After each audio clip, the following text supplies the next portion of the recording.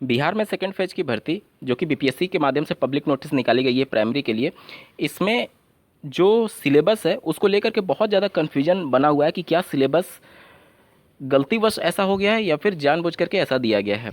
अभ्यर्थियों को पार्ट 3 वाले सिलेबस में बहुत ज़्यादा कन्फ्यूजन है। जैसे देखिए, आप स्क्रीन पर देख पा रहे होंगे, पहला जो टीआरई 1 था उसमें 2 दिन में प्राइमरी के लिए पेपर लिया गया था, जिसमें पहला जो पेपर हुआ था वो आर्ता के लिए था और दूसरा मेन पेपर था। जो मेरिट बनी थी वो मेन पेपर के बेस पर बनी थी।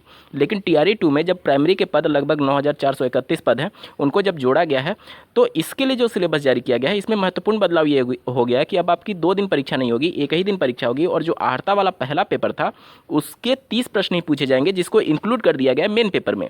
हालांकि इसके नंबर नहीं जोड़े जाएंगे मेरिट बनाने में, मेरिट बनाया जाएगा आपका पार्ट 2 और पार्ट 3 को बना करके, यानी 120 नंबर पर ही आपकी मेरिट बनेगी, जिस प्रकार से पहले मेरिट बनती थी टीआरई 1 में।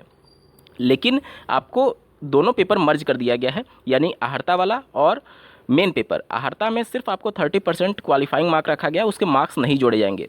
अब सबसे बड़ा कन्फ्यूजन ये बना हुआ है, जैसे देखिए मेन पेपर में आप देखेंगे तो उसके 2 भाग बताए गए हैं।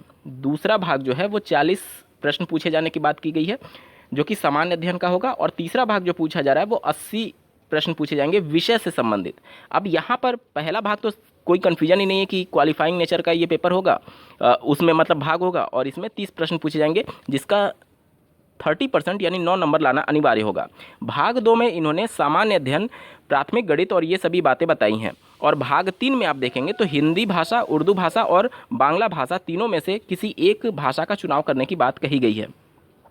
यहाँ पर प्राइमरी के जो टीचर होते हैं वो विषय शिक्षक के तौर पर नहीं जाने जाते हैं।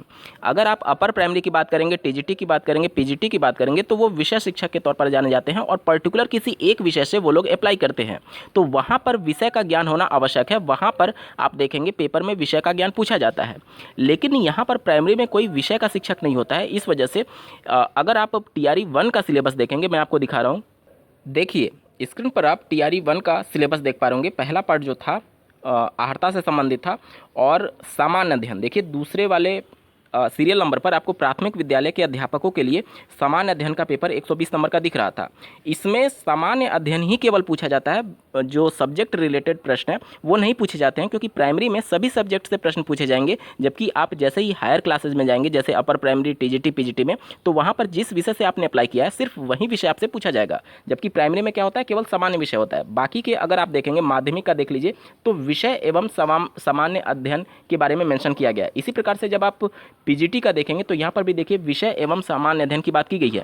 तो विषय और सामान्य अध्ययन वो अपर प्राइमरी, टीजीटी, पीजीटी में होता है, लेकिन प्राइमरी में केवल सामान्य अध्ययन से प्रश्न पूछे जाएंगे, क्योंकि जो सभी सब्जेक्ट है, मैथ हो गया, साइंस हो गया, सोशल साइंस हो गया, ये इन्होंने सामान्य अध्ययन में ही मेंशन कर दिया था टीआरई 1 में। और इस बार जो सिलेबस जारी किया गया है, हो सकता है कि वो भूलवश, जैसे कि इन्होंने अपर प्राइमरी का जारी किया है, जैसे इन्होंने टीजीटी का जारी किया, जैसे इन्होंने पीजीटी का जारी किया है, हो सकता है कि उनके ध्यान में ना हो कि ये प्राइमरी का सिलेबस है और उन्होंने विषय को गलतीवश वहाँ पर मेंशन कर दिया है।